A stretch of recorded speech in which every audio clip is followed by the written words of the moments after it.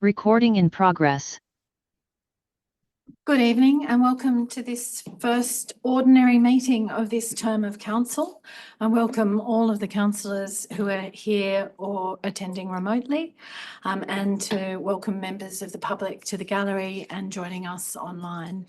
Before we begin, I'll call on Councillor Beregi to give the acknowledgement of country. Thank you, Mayor. On behalf of all present and those watching on webcast, I would like to acknowledge the traditional owners of these lands, the Cammeraygal people of the Eora Nation, on which we meet, and to pay our respects to their ancestors and spirits past and present. Councillor Keane has sought to attend tonight's meeting remotely. Is there a mover?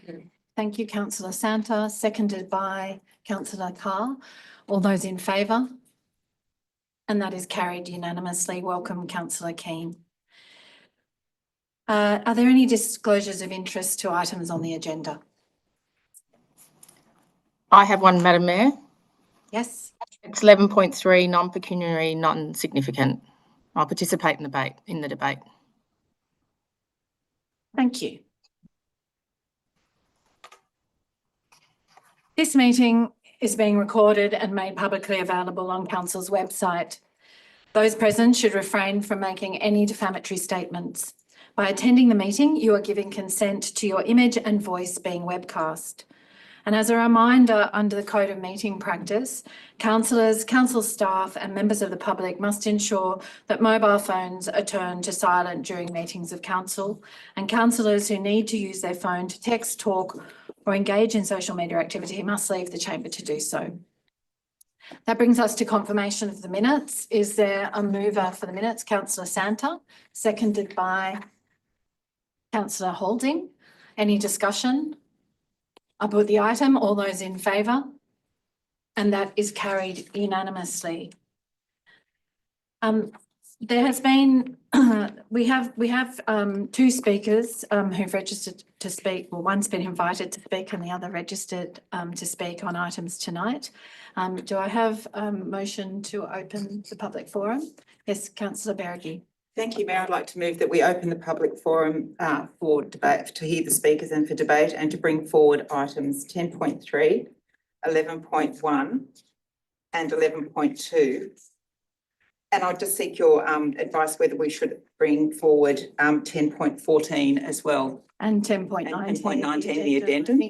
To discuss it, yes. Yep. Is there a seconder for that? Councillor Antonini. All those in favour? And that is carried unanimously.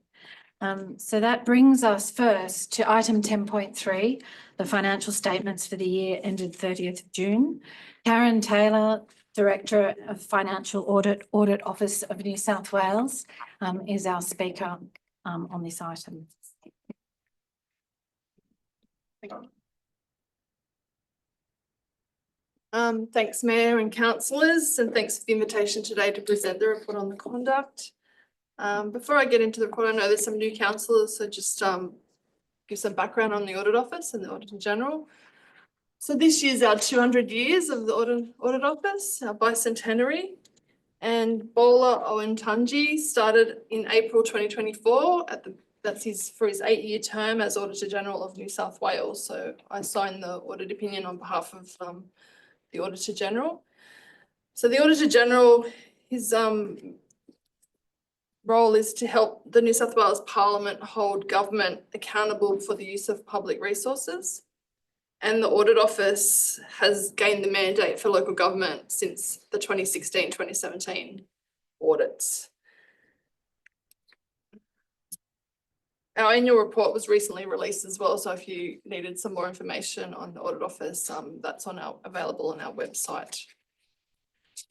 So each year the Auditor General has an annual work program, and it spans for a number of years, 3 years, and then they roll that every year to update that program for what's happening in the environment, any special requests from the ministers or even the general public. So we have performance audits and financial audits. So I'm the financial auditor, so I look at the financial statements. Our performance auditors look at whether public money is spent efficiently, effectively, economically, and in accordance with the law. And the Treasury, New South Wales Treasury, fully funds the performance audit. So that's not an impost on councils, except for when you are the auditee of an audit. Then at the moment, North Sydney is not an auditee of any of the audits that are undergoing. So you can just watch what's happening and see what's reported on other councils, and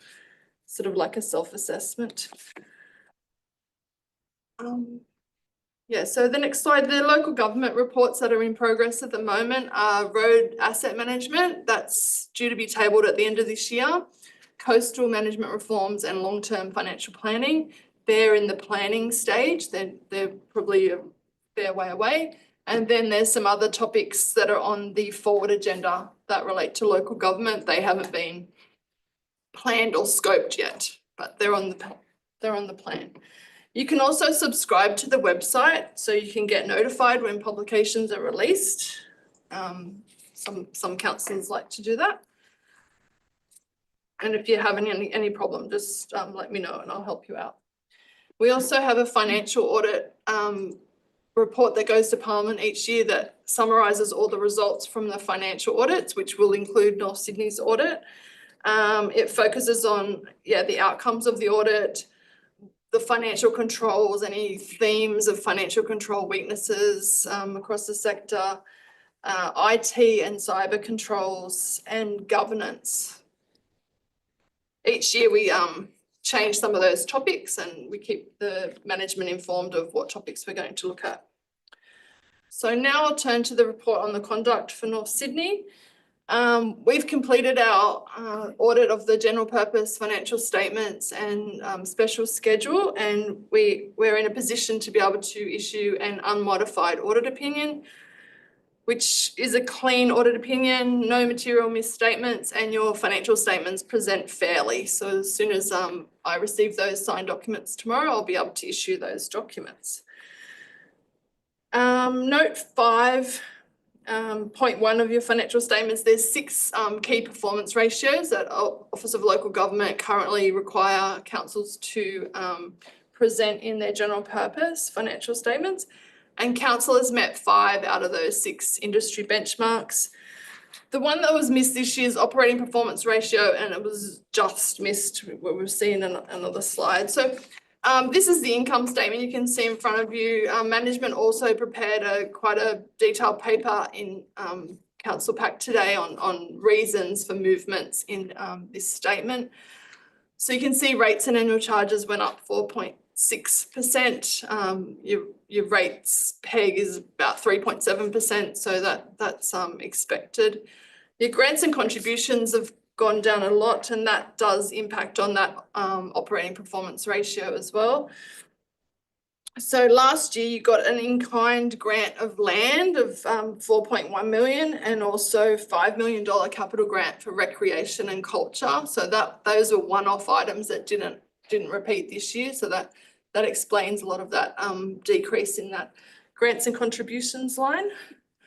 So overall, your operating result is the 13.1 million, which is a decrease of 46.7%. And then the net operating result before capital, that takes out all those capital contributions and grants, and that shows that was a negative 3.6 million. So it does show for this financial year and the last financial year, if you didn't have those capital grants and contributions, then you would actually be making an operating loss for both those years. Then we'll look for your cash position.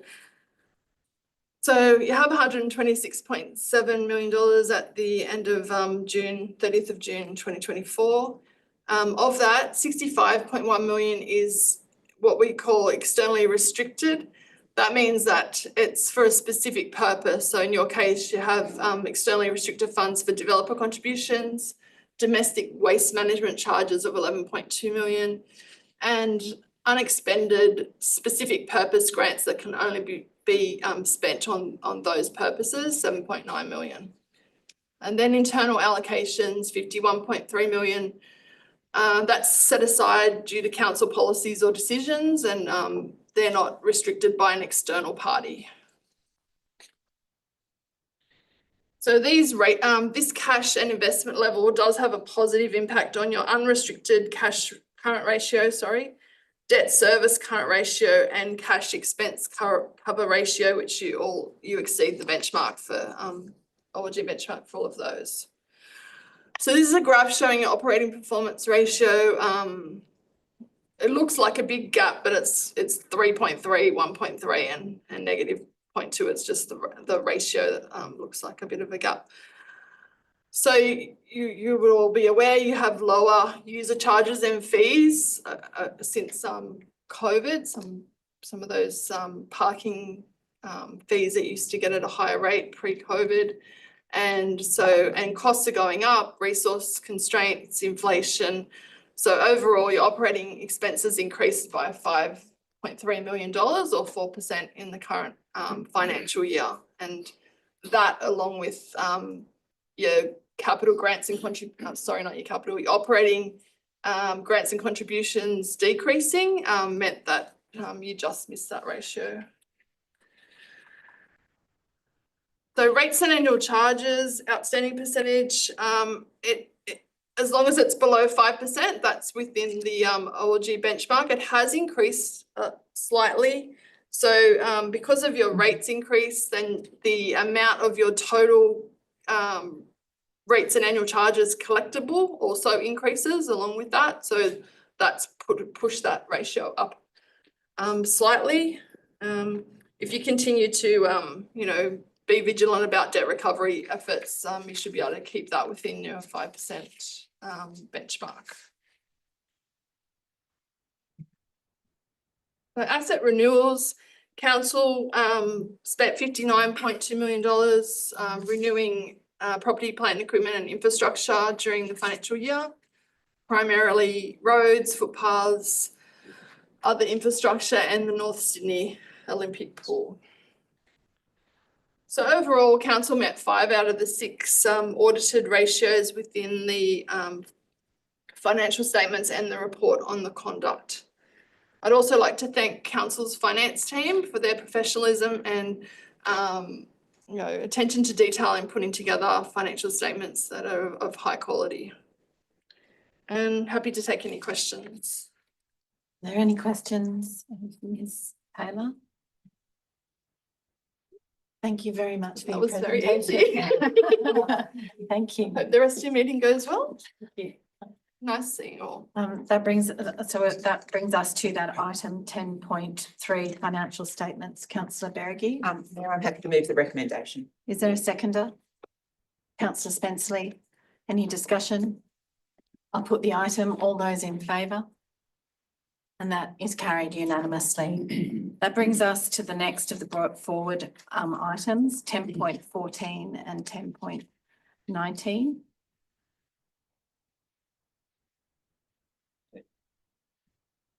Sorry, well, and 11.2, yeah, together, but I'm doing that separately because it's a motion. We're going through the items that were brought forward.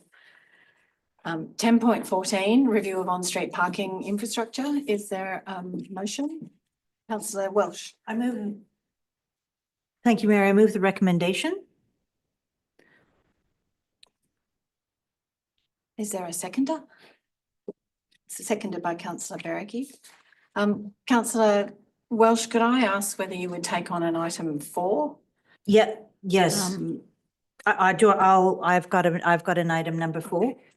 I'd like to move the recommendation with the number 4 to ensure that all future tenders specify transparency and disclosure of user fees and charges in any form, including digital apps. Council include a provision in the procurement policy that requires successful tenders to commit to ongoing, clear, transparent disclosure of any user fees and charges. Is the seconder prepared to take that on? I am, Mayor. Yes, okay. Would you to speak to the item? Yes, Mayor, thank you. I'd like to address some of the issues the community has raised with the Paystay Guest app and the recent changes to our parking meters. As of now, council is receiving approximately 25 to 30 complaints per week, mainly focused on the app. The council understands the frustrations from some of the members of the community have faced, especially when adapting to new technology. In response, council staff have been proactive in providing instructions on how to use the app and have recently installed an additional 20 parking meters, offering the option for debit card payments to give users more flexibility. Council staff are actively monitoring both the complaints and the transaction data from various locations. This allows them to identify spots where adjustments to meter placements may be necessary or where additional meters could be required. Staff are also reviewing whether certain areas would benefit more from time parking restrictions rather than paid parking. These options are being thoroughly considered as the cost to supply and install an additional meter is $7,500. And council wants to ensure that their decisions are cost-effective and beneficial to the community. Since the installation of these new parking meters, there's been an increase in daily transaction volumes, a sign that people are adjusting. However, the proportion of payments made through the Paystay app has remained steady at around 49%, even in areas where more traditional meters have been added. This tells us that while the app may have its challenges, it's still a popular method of payment for nearly half the users. Council is also committed to improving communication and support for our residents. They have been actively responding to messages on social media, providing timely information and addressing concerns as they arrive. Additionally, they are planning more pop-up sessions at community centers to engage with residents directly and offer guidance. Importantly, they are upskilling staff at Stanton Library to assist with app-related inquiries during their technology support sessions, ensuring residents have access to face-to-face help when needed. They also understand the need for clear communication. To that end, an article addressing parking concerns will be featured in the summer edition of North Sydney News, which will be hand-delivered to all residents. Furthermore, they're putting up posters and community notice boards from 20th of October to the 30th of November. These posters will include links to frequently asked questions and customer service numbers for both council and Orican, the parking meter provider. As we move forward, I want to highlight that whenever something new is introduced, there are definitely some bumps along the way. Council staff are working diligently to resolve issues as they arise, and I want to thank them for their efforts in managing this transition. They are offering multiple avenues for residents to get their question answered, from online resources to in-person support. Council staff discussed with Orican the community concerns regarding charges for reminder services. Orican have stopped charging for push notifications and are only charging for text message reminders. There will be a new button which will display the full breakdown of the cost of parking to increase transparency. Finally, I'd like to take a moment to speak to the importance of this revenue. Council has limited opportunities to generate income, and revenue from on-street parking is a significant part of our budget. This income allows us to maintain other fees and charges at a level that supports the services our community relies on. Given the substantial inflow of non-residents to North Sydney each year, whether workers or visitors, this system ensures that they also contribute to the infrastructure and services provided by council. In conclusion, while there are challenges, I believe we are on the right track. We are listening to our residents, addressing concerns, and ensuring that this system continues to provide value for everyone in our community. I support the recommendation. Thank you. You were just under the 5 minutes, despite what our clock said. Councillor Spenceley. Oh, thank you, Mayor. We can start the. I was just wanted to propose an amendment if I can, so it'll be 0.5 then, which is that council renames I think you call them clip-on or the plastic pole, which are currently noted as pay here, which I think is causing a great part of the confusion, that it's not possible to pay at those. You have a QR code that you can tap that opens the app. So I think that a lot of the confusion is people can't find the tap and go meters when they want to find them. They go to a pay now plastic box and it only has a QR code and now some further information. So your amendment is about the signage? Signage to change it to information here rather than pay here. I think that'll alleviate a lot of the confusion. Councillor Welsh, are you prepared to take on that additional 0.5, which is that the signage be information here, not pay here? Yes. I'd be happy with that if through you, gentlemen, the council staff are happy with that. Through you, Mayor Baker. Yep, we could certainly adopt that. So seconder prepared to take that on? Happy to. Yes. And the further point, Mayor, is to place information on those plastic clip-ons as to the nearest tap and go meter, so that you can have the direction and generally roughly how far it is potentially, if that's feasible, but the direction. My understanding is that and I'll ask through the general manager to the director, that has already been installed, signs with arrows as to the nearest touch and go. I certainly observed that in Crow's Nest on the weekend. Yeah, through you, Mayor Baker. Yeah, we're currently in the process of rolling that signage out. Great, thank you. Thank you. Do you wish to speak beyond that? Otherwise, I'm glad to see us putting more meters in. I think the problem has been the meters being difficult to find. Thank you. Thank you. Are there any other speakers on the item? Then I'm going to put the motion, and the motion was the recommendation with 2 additional points for that all future tenders include and specify transparency and disclosure of user fees and charges in any form. And so that is about a lesson learnt and forward facing. And the 5th is that put forward by Councillor Spenceley and taken on by the movers, that information here, not pay here, if that. And so in the absence of, do you wish to use your right of reply? No, I'm good. On that basis, I put the item. All those in favour? Those against? And that is carried. That brings, and Madam if we Mayor, could just, sorry. Madam Mayor, just acknowledging that I was against. I don't know if you saw that we were No, against. I did see that you were Okay. against, and so was Councillor Carr. All right, I can't quite see. Sorry, and the minute takers, but whilst you're online, I will call those who vote against. Thank you. If I could have a 10.19, which was also brought forward, which was receipt of the addendum report. Is there a mover for reception of that addendum report to 10.14? Councillor Berricky, seconded by Councillor Holding. I put that item. All those in favour? And that is carried. That now brings us Sorry, to Madam Mayor, and again against. Sorry. Thank you, and recorded that Councillor Keane voted against reception of the addendum report. That now brings us to item, to the notice of motion, for which we have a registered speaker. So yes, that brings us to item 11.1. Councillor Santa's notice of motion, the review of the New South Wales Electoral Commission's conduct, and the registered speaker is Mr. Davey McDonald. And if you would come forward and address council. Good evening, council. May I say this is fantastic being in this position, standing as well, because the blood sometimes congeals and we're less creative. If I'd have known this was going to happen, I'd make sure the gallery was full so they could not have to look at my back of my bonds. Anyway, aside from that, well done. Thank you. I came here to support this motion. I also wanted to take the opportunity to share some difficulties that I experienced with the New South Wales Electoral Commission. There's some reference to it here.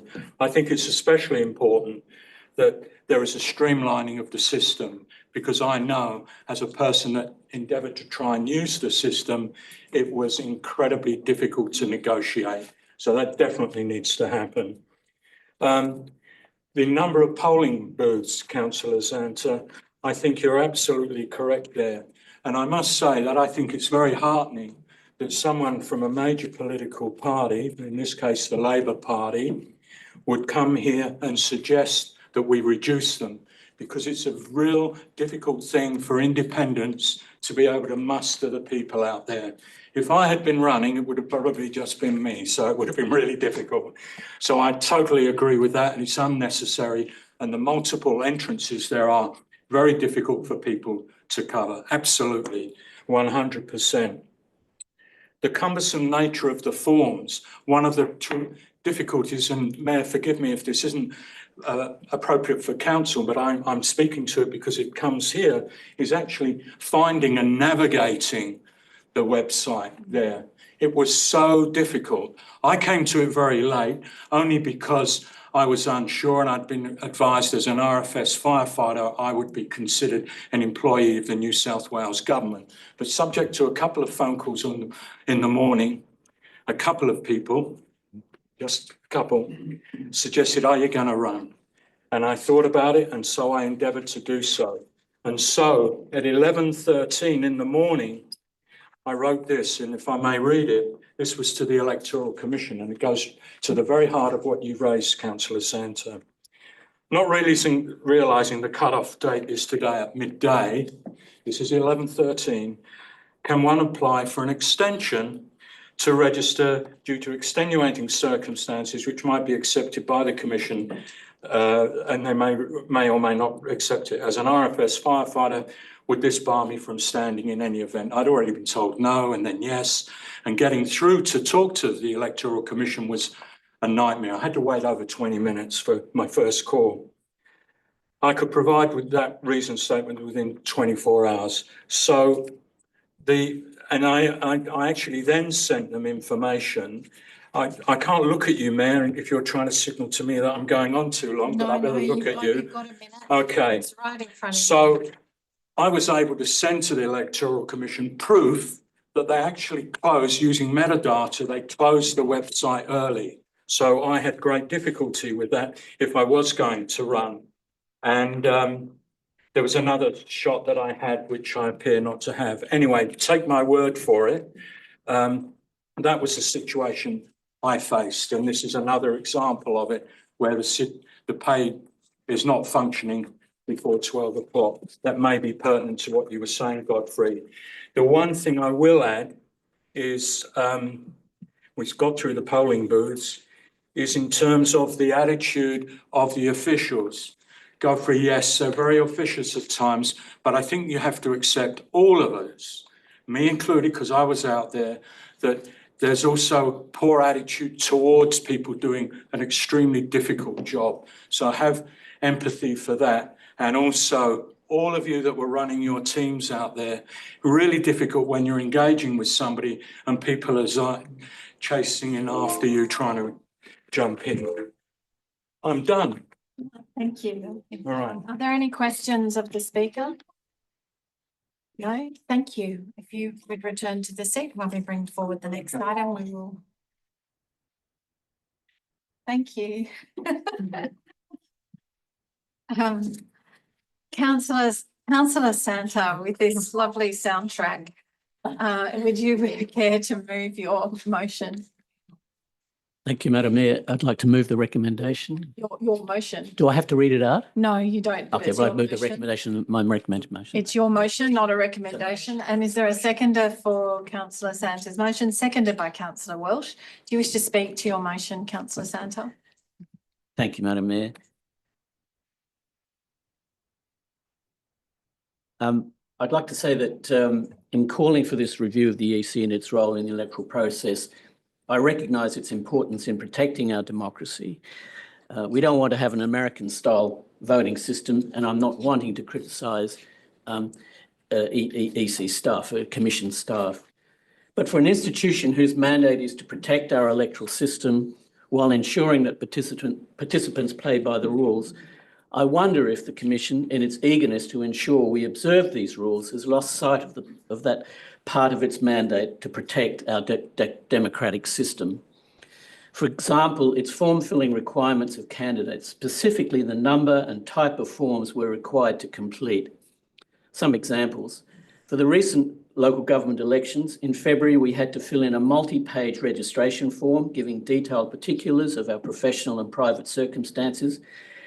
That was in February, and again in early September, just prior to the election, and at a time when our democratic system required us to be out campaigning, we had to fill in a nomination form requiring information which had already been supplied to the Commission in the registration form, and which the Commission could surely have easily transplanted from the earlier form, plus a whole bunch of new material, including a stat deck, which had to be witnessed by a JP or solicitor resident in New South Wales, and if we were members of a party, a section on the party countersigned by an approved party representative. While this form required completion and submission electronically, it did not allow electronic signatures, just old-fashioned pen and ink, and scanning before submission. If a candidate happened to be interstate or overseas, as were two of the candidates on our list, complicated arrangements had to be made to ensure signature witnessing requirements were legally completed. All this with only a handful of days allowed between the opening of the registration for the form and the deadline for its completion. The form filling requirement does not end with the election. Each candidate, even if unsuccessful, has to continue filling in donation disclosures every 6 months and expenditure disclosures annually. The other day, I looked up the number of EC forms I've personally had to complete in the 2 and a bit years I've been on council. I've been a council candidate. It's 38. I think that most Australians would agree that our system of compulsory voting and preferential voting for single-member electorates and proportional voting for multi-member ones, such as the federal Senate and local government, is perhaps the most democratic of voting systems in the world, definitely more reflective of voters' wishes than the first-past-the-post system employed in the US and the UK. I would contend that a key contributor to the successful conduct of preferential and proportional voting systems is the how to vote handouts which candidates use to try and persuade voters to vote for our candidates. Sure, they're there to influence voters our way, but they also show voters how they should go about implementing their support for the candidates of their choice. In the many years I've been a volunteer at polling booths, I've experienced large numbers of voters who have said no thanks to the HTV because they know who they're going to vote for. Fair enough. But what they perhaps fail to realise is they probably don't know how to do it, especially given that the ballot paper they're given just shows a black and white list of names on a blank sheet. The EC seems not to give the educational component of the HTV system much credence. Its attitude towards it and the volunteers who use it can best be described as one of reluctant tolerance. I think they should embrace it and would suggest that the best way to do so would be to allow a wall on the polling booth to be dedicated to placement of corflute-sized how-to-vote posters for each group of candidates to enable voters at the individual voting tables to see how they could effectively exercise their voting choice. This would also reduce the amount of paper consumed at election time. Another problem is the number of voting booths the EC appears to favour on election day. One example being their decision to have booths within a few hundred metres of each other at North Sydney Girls High, Camaragal High and North Sydney Public School, when one booth would have been satisfactory for voters. The EC's fees on councils for the running of these elections are also excessive.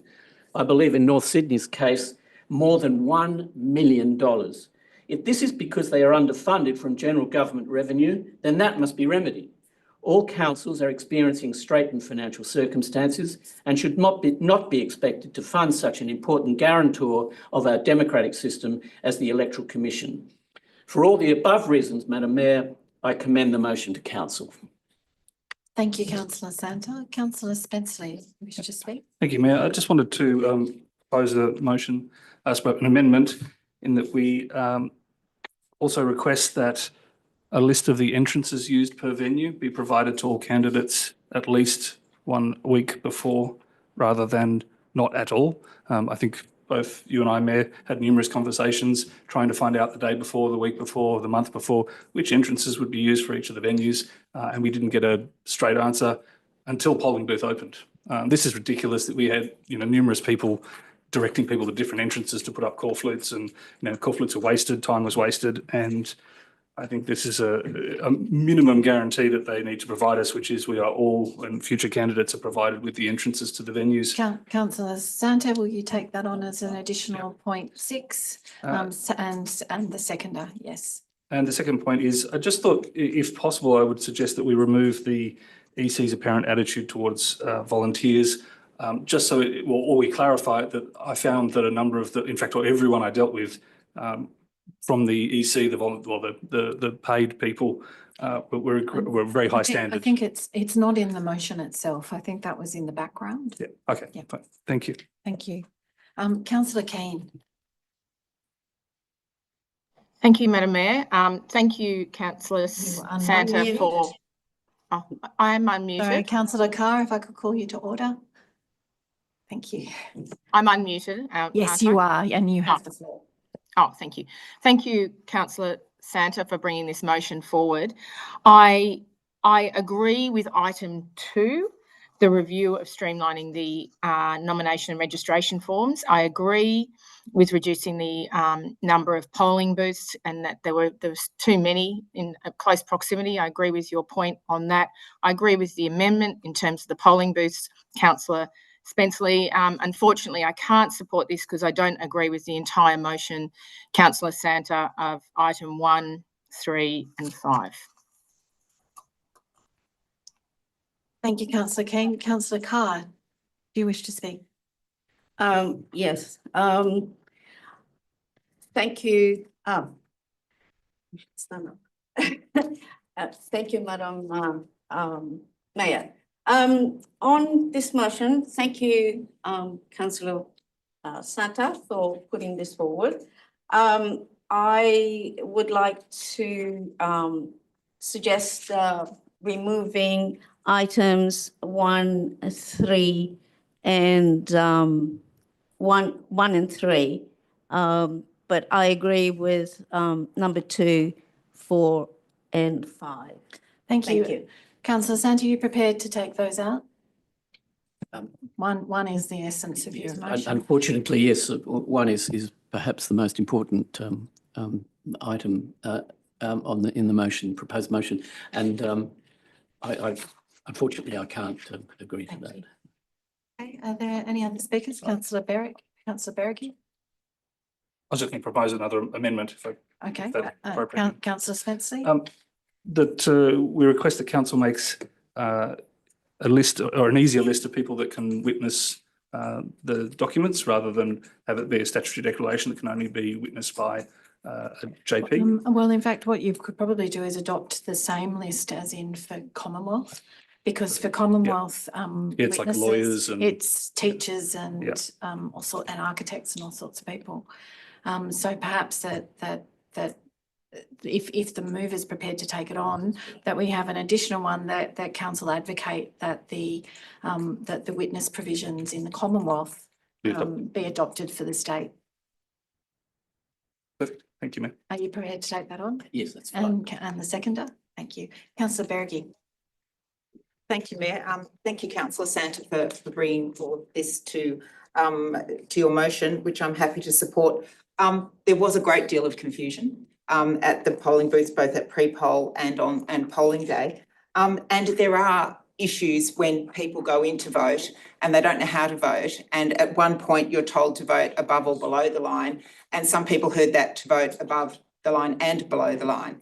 And we had a number of people come out of the polling booth with their ballot paper, which you actually should not be able to do, and ask, where do I put the numbers? So there is a lot of confusion. And I do think that that it can be simplified. And I think it also does, and this is not a criticism of the Electoral Commission staff, but probably they need to have an FAQs so that there's no loss of importance of the message that people here vote above and below the line. People are asking questions about how many do I have to number? And it's really important that that information is given succinctly and accurately. And when people come out of a polling booth with their ballot paper and all of a sudden the Electoral Commission people come after them, you know that there's a lot of confusion going on. So I'm happy to support your motion. Thank you. Thank you. Are there any other speakers? Do you wish to exercise the right of reply? No, I'm going to put the motion. All those in favour? Those against? That's Councillor Keane and Carr against. That is carried. That takes us back to, that now takes us to a notice of motion, Councillor Keane's notice of motion 11.2. Councillor Keane, do you wish to move your motion? Yes, please. I'd like to move it. Sorry. we have a registered speaker. Oh, David McDonald has registered to speak on this item. If you would come forward and address council.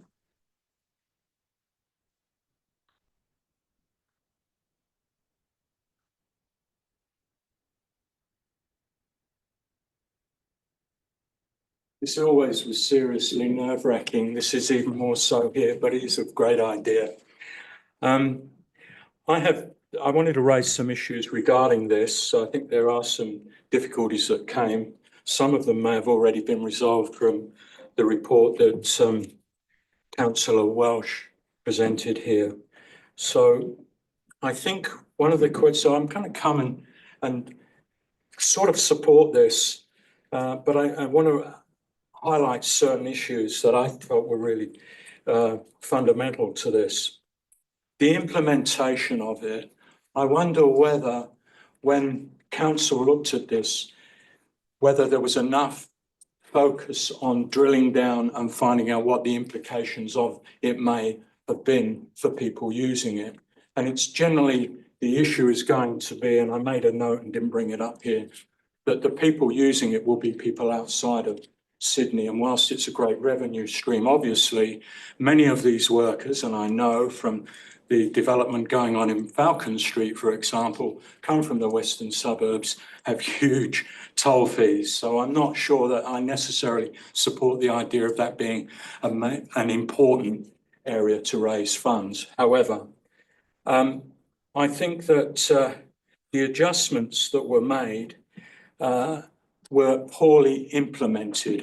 And I recognise, again, Councillor Welsh's report saying that council has worked very hard in notifying people, dealing with rectifying the situation.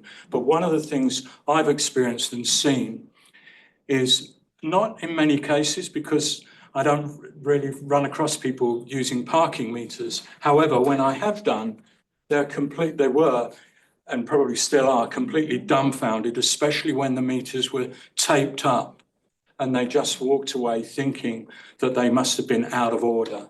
And to that degree, something that will be quite controversial perhaps would be that perhaps council needs to look at whether there needs to be some kind of changing that where people receive fines where they must have been sincerely challenged with that.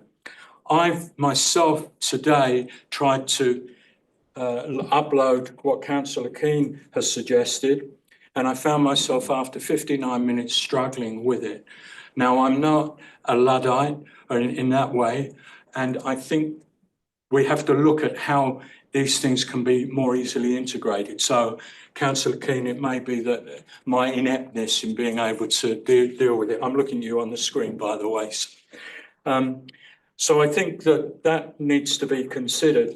And there was something that came at the end of that, which was to, I think, and I've presented to council here before on the parking issue, the parking ticket issue. So I'm not going to repeat that. You know that position of mine, I'm sure, those of you who were here before, and I think that does need to be reviewed.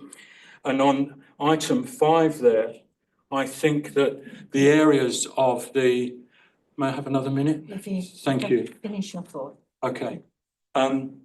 I think it's worthwhile looking at the areas that we currently have. I'm in area 21 and whether they need to be expanded in any event.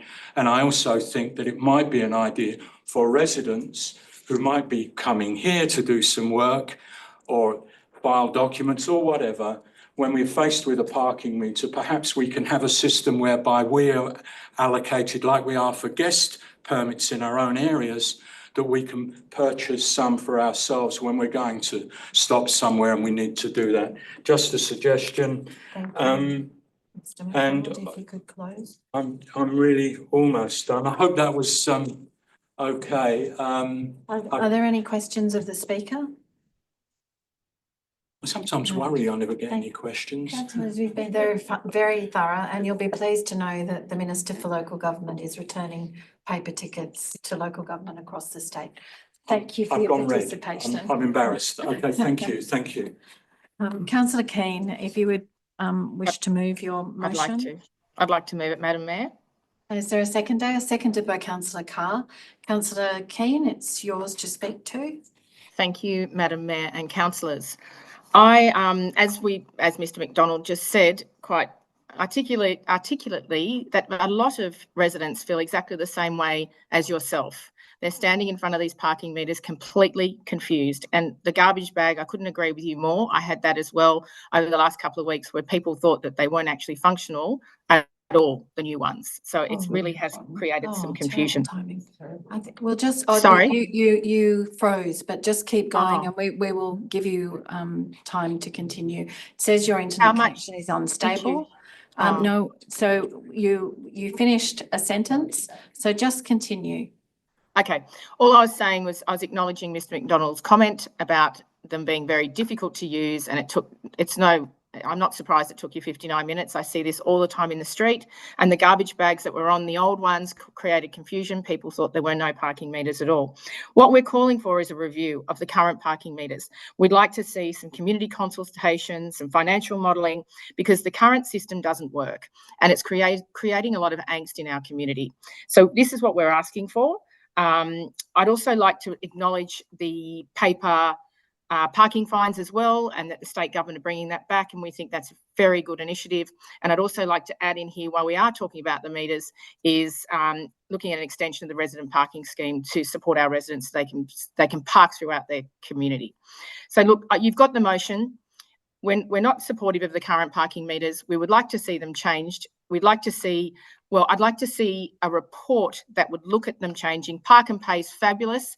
It is an app that you can use throughout many municipalities. You can jump on, you can extend your time, but you can have one app, and that goes to many municipalities. So there are other options out there that don't create this confusion, and it is very stressful when you can't pay for your parking, or you don't know how to pay for your parking, and then you're concerned that you might receive a fine. So I think there can be a review. I think we owe it to our community who are asking us all the time to look at the parking meters. We have our right, it's our rights as community representatives to advocate for them, because they're asking for our assistance to look at the parking meter situation. What we're asking for is a review of the current system and a consultation process. Thank you. Did I freeze again? Just for your last sentence. I just said we're looking for a review on, and we'd like consultation and the financial impact. Anyway, thank you. Thank you, Councillor Keane. Are there any other speakers to the motion? Councillor Spenceley. Could I foreshadow a motion, if I might? Sorry, it's tangled up in my cord. Foreshadow a motion that council, is it Orica, or right to Orica, or work with Orica? Orican, thank you, sorry, Orican, to offer a guest checkout option on the app, so that if people don't want to sign up for the app, go through the detailed process, that there is a lightweight, easy way to pay for your parking with the app, paying the parking fee, but without having to sign up for the app. And this is particularly, I think, useful for people who, A, don't want to share their personal information, and B, for people who are just coming into the area, tourists, people that are not local residents and won't use it very often. Second, that we note and support the government legislation to issue drivers with immediate notifications of parking fines. This is a fantastic result. Having also, my wife's been fined, not known about the fine, not been able to check that, whether it was expired, the parking meters or not, and was not even here in the country, and then got a referral, a fee for doubling the parking fine. And that council can do a report to consider the existing, expanding the existing resident parking permits scheme for further. I'll note that as a foreshadowed Thank you. motion. Are there any other speakers on the motion? I'm going to, in which case you haven't had any speakers against, so I'm just going to put the motion. All those in favour? Councillors Keane and Carr. Those against? The motion is lost. Councillor Spenceley has indicated he wishes to move a foreshadowed motion. Councillor Spenceley, I think your motion was 1, that council write to Orican to seek a guest checkout option. 2, that council write to the minister, I assume, to support the change to the parking fine regime. And 3, there be a report on an expansion of resident parking stickers. Thank you. Is there a seconder for councillor Spenceley's motion? There are no seconders. It has lapsed for want of a seconder, in which case we move back. But we may have a seconder here if we can see. Oh, it's seconded by councillor Santa. Councillor Spenceley, do you wish to speak to your motion? Yes, it seems I have some convincing to do. A guest option would be really useful. I know a number of people who had contacted me during the election and afterwards who simply don't like providing their personal information to Orican. They don't literally want to enter their credit card details, have it saved, their date of birth, their address, and information. Secondly, people don't want to go through a high touch process of saving all of your data and going through the point that Mr. McDonald raised, a multi 10-minute process to sign up. It's pretty standard across almost all of the internet to have a guest checkout option if you know you're not going to use the service more regularly. I think this would be a great addition and solve a number of issues for our constituents and also for people coming into the area. So I would really encourage us to consider that, even if there are other parts of the motion that aren't of interest. Could I ask what the mover and seconder, whether you would just move item 1? The others, the second about the fining system really is unrelated to the motion, to the matter before us. And as is the expansion of the resident parking scheme, because this is about paid parking infrastructure. If you would remove those two from the motion and your seconder support it. I would be happy to, yes. Okay, in which case we have one matter before us, which is that we write to Orican to seek a guest checkout option. Is there any discussion on the motion? Do you wish to exercise any right of reply? I put the item, which is just that we write to Orican and seeking that they offer a guest checkout option. All those in favour? Those against? That is councillor Carr and councillor Keane, and that is carried. That now does take us back to the rest of the formal agenda. Is there a procedural motion for matters by way of exception? Councillor Berrigy. Thank you, Mayor. I'd like to move the following items be considered on Globo. Item 9.1, the Access and Inclusion Committee meeting minutes. Item 9.2, Waverton Peninsula Working Group minutes. Item 9.3, Traffic Committee meeting minutes. 10.2, matters outstanding as of the 8th of October 2024.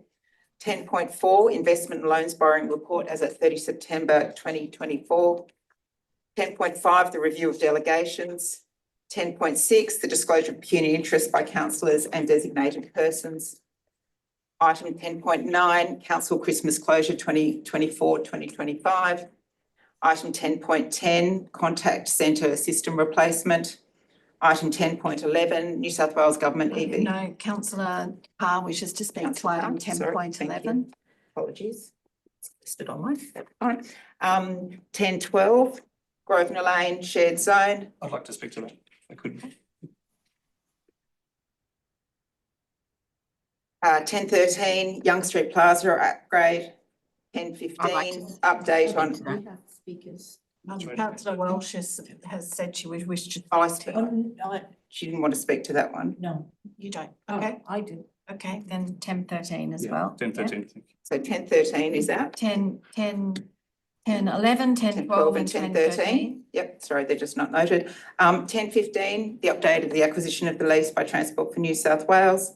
10.16, the tender for the seawall, taking the recommendation in the confidential. 10.17, the North Sydney Olympic Pool redevelopment project update. And 10.18, the North Sydney Olympic Pool aqua dining tenancy fit out.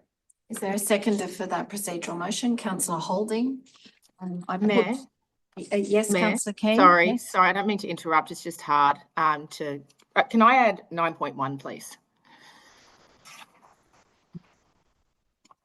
You wish to speak to the Access Yes. and Inclusion Committee minutes. Okay, Please. so the motion then by exception is 9.2, 9.3, 10.2, 10.4, 10.5, 10.6, 10.9, 10.10, 10.15, 10.16, 10.17 and 10.18.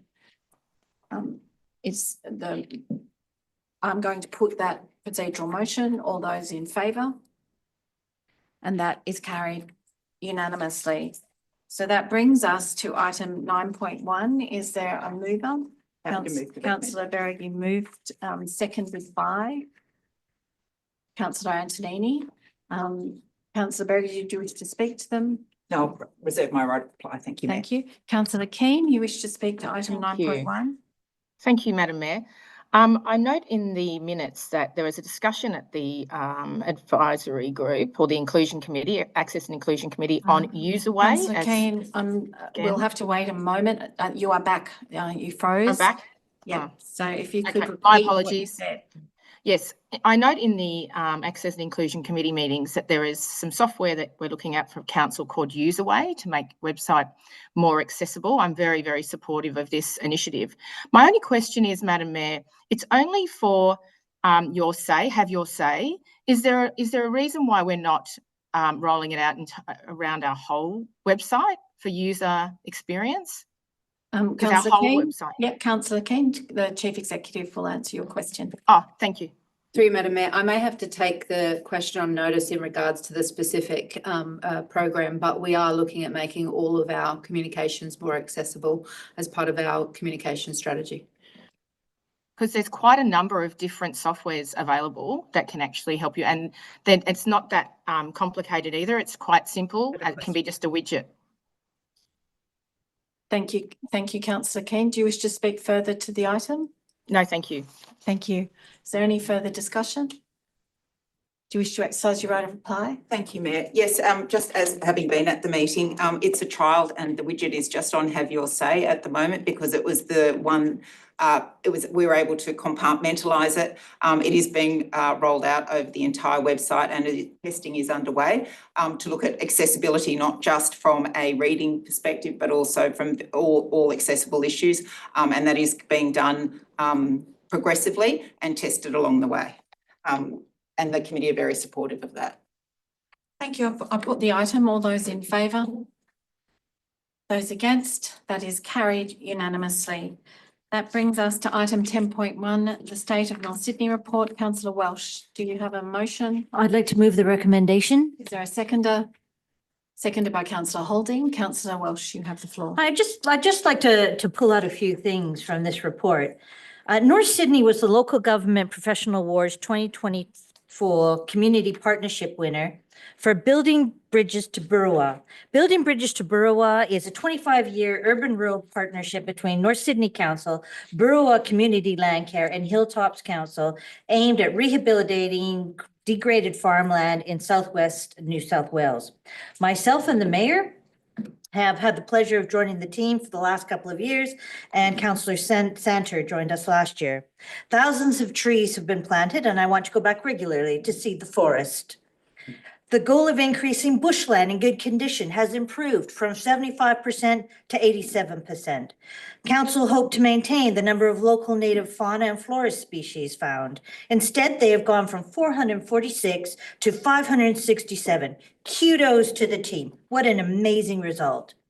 The number of tons of rubbish removed by council pollution control devices has gone from 539 to 927.56. I'm on the executive of the Sydney Coastal Council Group, and one of their priorities is studying how we can keep our waterways clean and free of rubbish by improving gross pollutant traps using AI.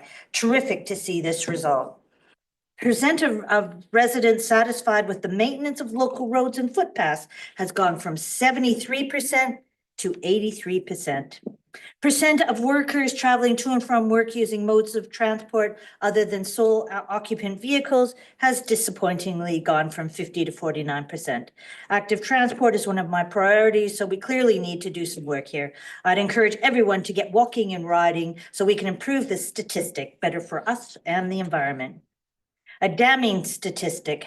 Domestic violence-related assault rate per 100,000 residents has gone from 113.2 to 186. Again, more work needs to be done.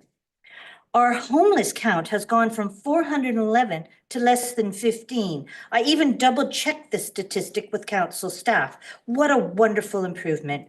I can say after having just gone through a strategic planning weekend, the majority of councils on this new council care about the homeless and want to prioritize social and affordable housing.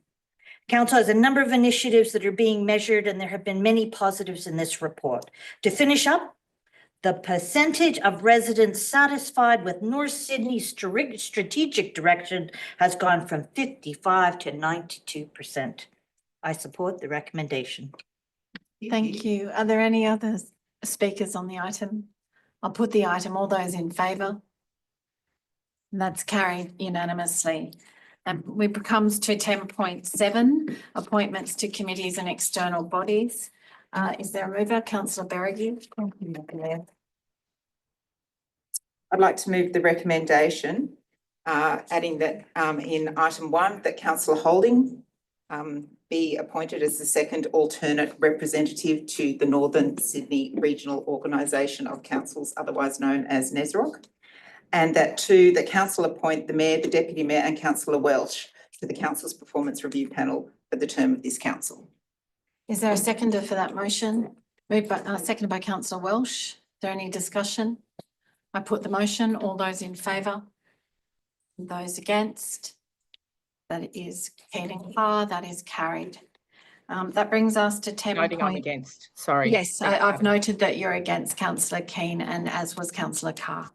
10.8, 2024 Local Government New South Wales Annual Conference, Delegates and Motions. Councillor Berrigan. Thank you, Mayor. I'd like to move the recommendation and just noting that Councillor Holding in item 1 to replace Councillor Hoy, who is unable to attend. Is there a seconder for that? Councillor Santa. Any discussion?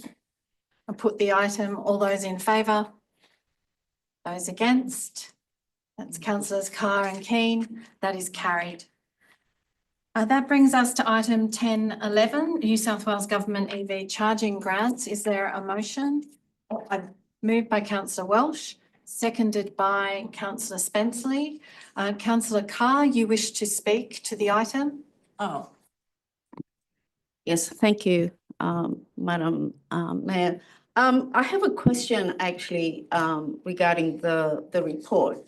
I know in the report that there has been no community consultation and we do not have a policy on the meters. Given that the initial letters of support went out in November 23 and March 23, it's been already 12 months since those letters went out. So why do we not have a policy, and why we don't have, why haven't we gone out to community consultation on this? Chief Executive Officer. Through you, Madam Mayor, a number of councils have been grappling with EV charging, particularly in public places. And that's particularly so on curbsides and the like. So we've been working with NSROC to develop some consistency in policy positioning. I've just attended a general managers meeting last Thursday where the consultants provided a report. They've done a full review. And so I would expect now that we have that report that we're able to bring back a policy, I would suspect for North Sydney around February. Thank you. Do you have another question or do you wish to speak? And after that, will we go to community consultation on those? Through you, Madam Mayor, yes, the policy would go to community consultation. Thank you. Are there any other questions or discussion? Do you wish to speak, Councillor Welsh? No. I'm going to put the item. All those in favour? And that is carried unanimously. Item 10.12, Grosvenor Lane Neutral Bay Shared Zone. Councillor Madam Mayor, I'm happy Berrigan. to move the recommendations. Seconded by Councillor Spenceley. No, Are you seconding the I'm seconding it, recommendation? yeah. Yep. Do you wish to speak, Councillor Madam Berrigan? Mayor, I'll just hold my right to reply. Hi, Councillor Spencer, you wish to Thank you. speak? Yeah, I have a question through you, Madam Mayor. The option to create the no right-hand turn into Grosvenor Lane from Ben Boyd was discounted here for various reasons, you know, obviously the traffic being the major one. Is there an option to do and perform a trial that council would have? Okay. Through you, General Manager, to the Director. Through you, Mayor Baker. That option does show, it does indicate that the levels of service of Ben Boyd Lane would drop to C, deteriorate significantly. So I wouldn't recommend a trial. Okay. I mean, I guess if we're speaking on the motion. Mayor? Yes, you Yeah, have the floor. I'm supporting the motion in general because I think Grosvenor Lane is dangerous, and this is a vast improvement. And I am concerned we haven't and continue not to get Grosvenor Lane right from a safety for pedestrians point of view. I think the initial design funnels people into the path of cars, and almost by this report is designed to do that, as the people are in some ways designed to slow the cars down, if you read the report kind of word for word, which I think is probably not a good use of people as traffic calming devices. So I understand that the loss of service would be high and would be on borderline to Transport for New South Wales' baseline, but it doesn't exceed it necessarily, and it's hard to predict these things, I know, with any form of incredible accuracy. There would be also the queuing of people turning right into Ben Boyd, which would increase levels of service. So I guess my point is that I don't know that we can put a price on the safety of people in Grosvenor Lane, and a loss of service to traffic there could be a reasonable trade-off. So I'm supportive of this, but I would also propose an amendment to do a trial if it is not completely out of the question from council staff's perspective. But I think that the safety in Grosvenor Lane outweighs the loss of service around Ben Boyd from my perspective. Thank you, Mayor. Thank you. I'm, as a ward councillor, asking the mover and the seconder whether they would take on that we have a further report within 6 months of the implementation to assess the success of the changes and to ascertain whether there are any further measures that can be taken to enhance safety. Are you prepared to take Madam Mayor, I'm that happy on? to take that on and I'll speak to Councillor it in my right Spenceley. reply. Councillor Carr, you wish to speak? Yes, thank you, Madam Mayor. The proposed left turn from Grosvenor Lane into Young Street is, well, I think will create a lot more traffic issues around the roundabout. Most of the cars that go down Grosvenor Lane are going down there to access the Woolworths, the shopping area. And so why can't we direct the cars further down instead of maybe closing Grosvenor Lane to increase pedestrian safety and have the cars go down to turn right into Young Street, or Grosvenor Street, I think. Is that that's a question you'd like to put to the council Yes. officer? Thank Yes. you. Through you, Chief Executive, to the Director. Through you, Mayor Baker. So that option, that option would actually increase traffic down Grosvenor Lane. And the option you have before you would be to reduce the through traffic. So the through traffic is at the moment a bit of a rat run. If we have a left turn only, that would actually reduce that rat running traffic coming through there. Thank you. Are there any other speakers? Yes, Madam Mayor. Councillor Keane.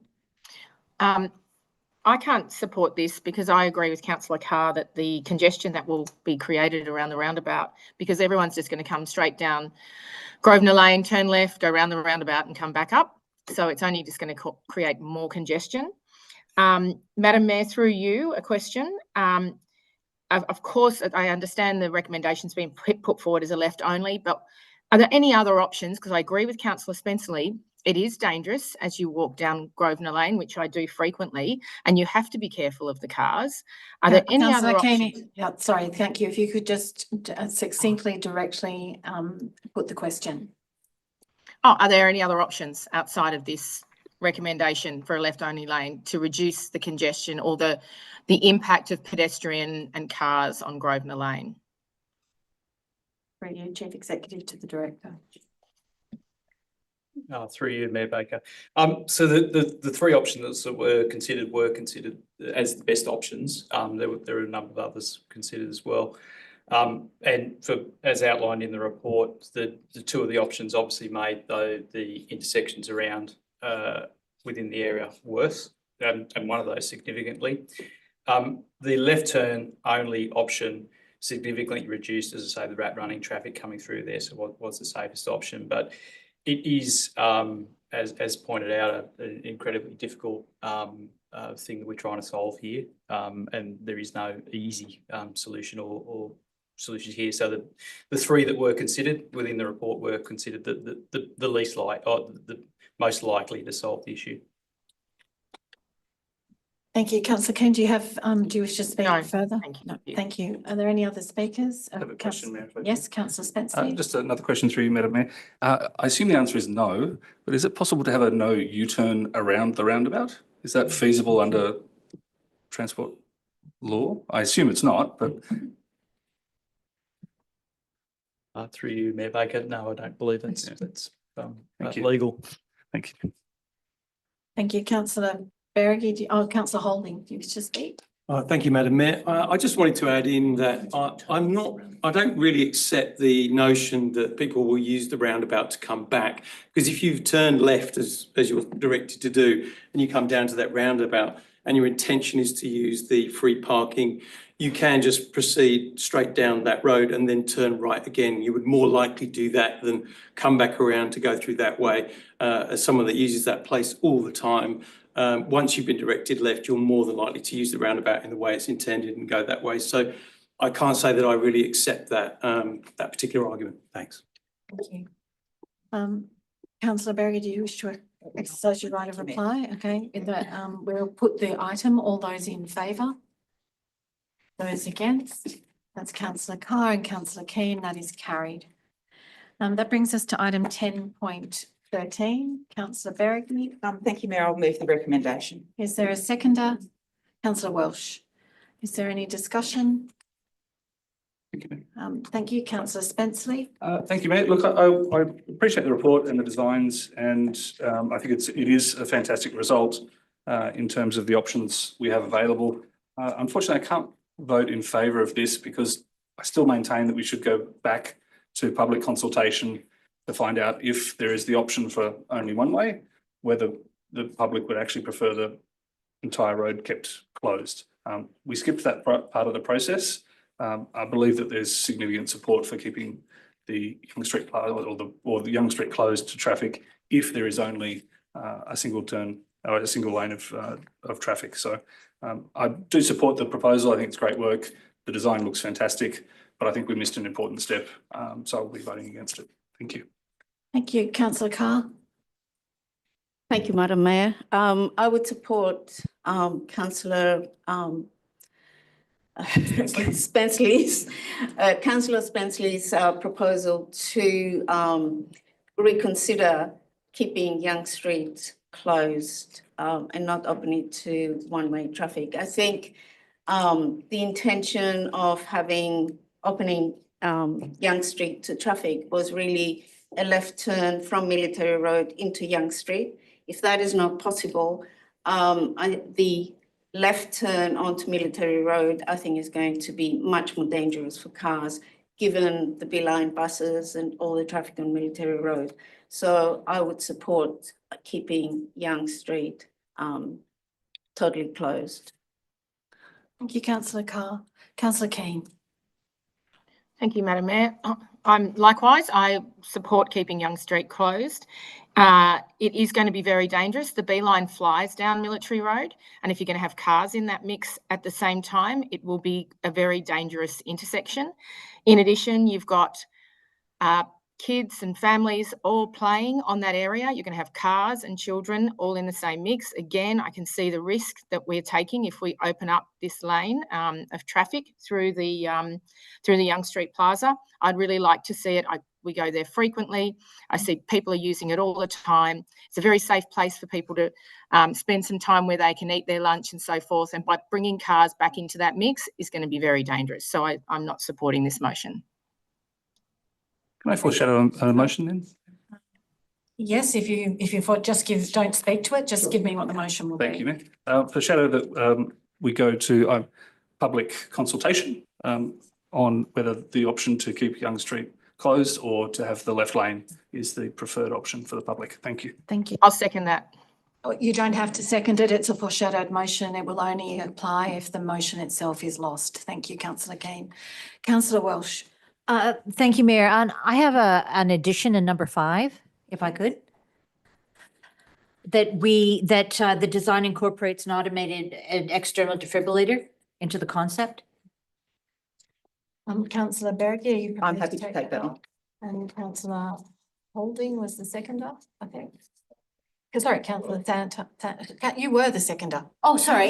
Okay, well, I Take that on. certainly You support take that. that on. Okay, thank you.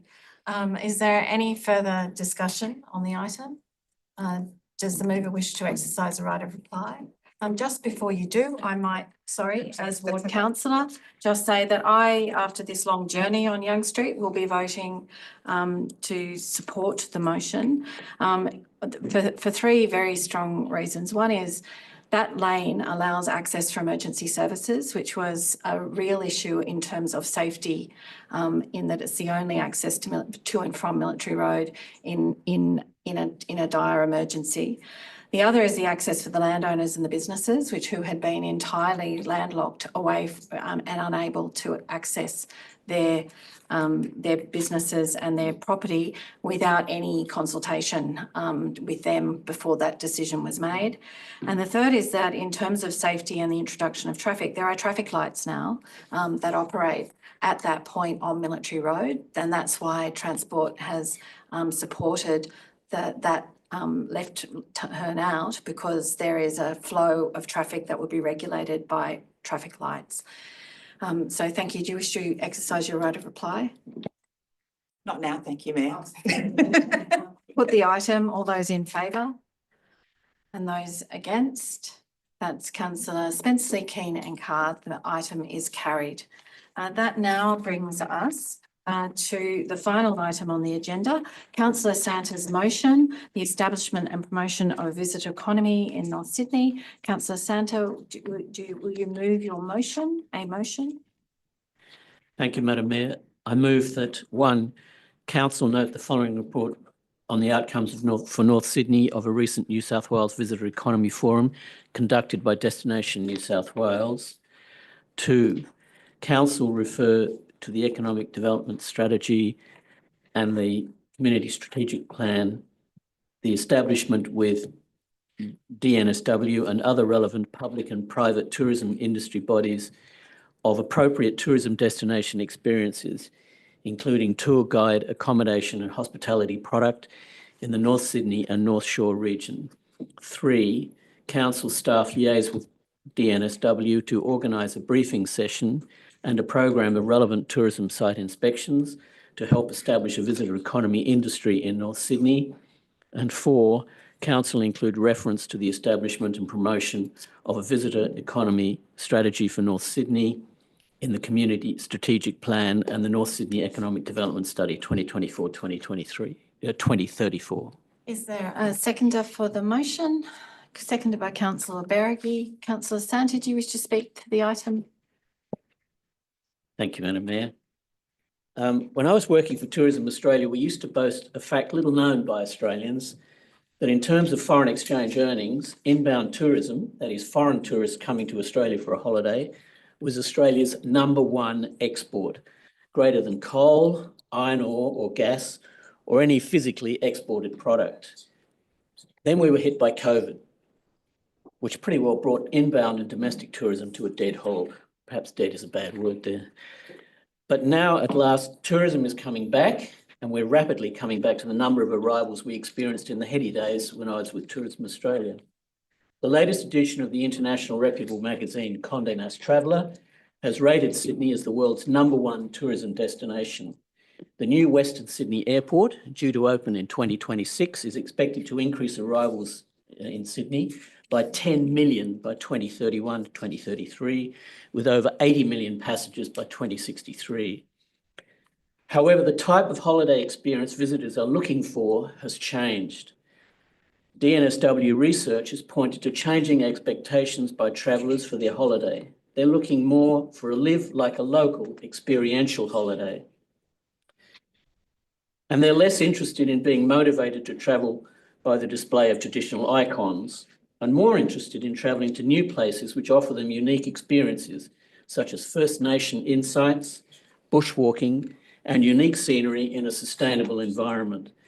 The tourism product offered to them should reflect these values. Given this finding, DNSW, Destination New South Wales, is looking for new destinations in our state which offer New South Wales residents and interstate visitors harbourside, coastal and beach experiences, history and heritage, great shopping and good food and wine, and for international visitors, beautiful natural environments, natural wonders, culturally significant sites and good food and beverages. As we all know, North Sydney offers these experiences by the bucket load. There is a great potential for North Sydney and the Northern Beaches to offer new tourism product based on our unique location, the finest view of the finest harbour in the world. Our First Nations sites, petroglyphs and middens, our European settler history, our harbourside walks and boating kayaking experiences with rare coastal rainforest, mangroves, etc., and our unique dining experiences for individuals and small groups in Kirribilli, Crow's Nest and Neutral Bay. The Olympic pool with its unique harbour views could offer, perhaps in cooperation with Luna Park, meetings and events facilities. But for some reason up to now, these experiences haven't been included in tour itineraries, and it's up to us to help change that. Why? Because it would give us a new industry with financial and employment benefits for the local community, as well as direct financial assistance to council. The type of tourism would also not damage our environment. We're not talking large busloads of group tourists with all the accompanying challenges to roads, traffic, and car and bus parking infrastructure, as well as to the natural environment. What we would seek is what the trade calls free and independent travellers who are environmentally conscious, travel individually or in small groups, and spend more on such things as hospitality and small cafes and restaurants.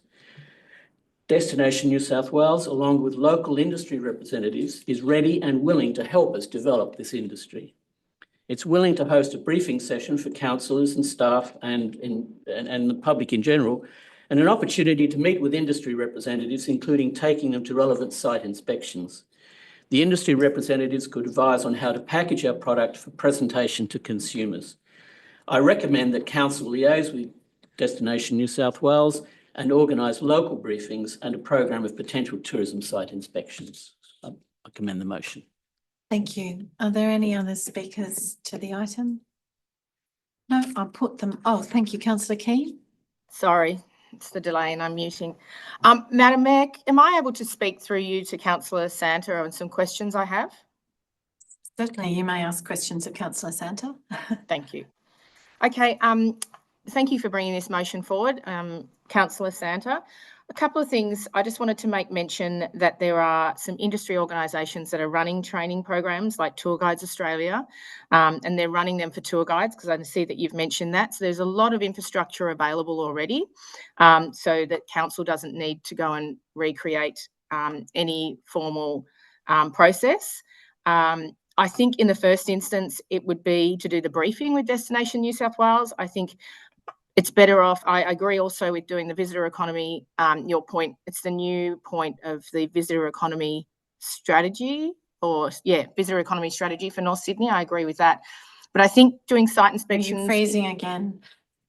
Okay. I think the intention was to refer this idea to the economic development strategy and the community strategic plan. Yeah. But I wouldn't, Councillor Santa, if you would amend your motion, I wouldn't be doing site inspections yet until we've actually put the strategy together and had the briefing from Destination New South Wales, because there's still product to as you say, and experiences, and it would be good to actually put the strategy together first. Councillor Santa, are you prepared? So effectively that question is, are you prepared to amend the motion to? Yes, I agree with that. Yes. The seconder, Councillor Beregi? Yep, happy to. Yes. So let's find a way to put this, that council, actually what we'll start with start with, after 1, put 3 as 2. So council staff liaise with Destination New Yes. South Wales to Yes. organise a councillor briefing session. And then a new 3, which is that council develop a visitor Yes. economy strategy Yes. to inform the economic development. Maybe it's a visitor economy plan to inform Strategy. the economic Strategy. development strategy.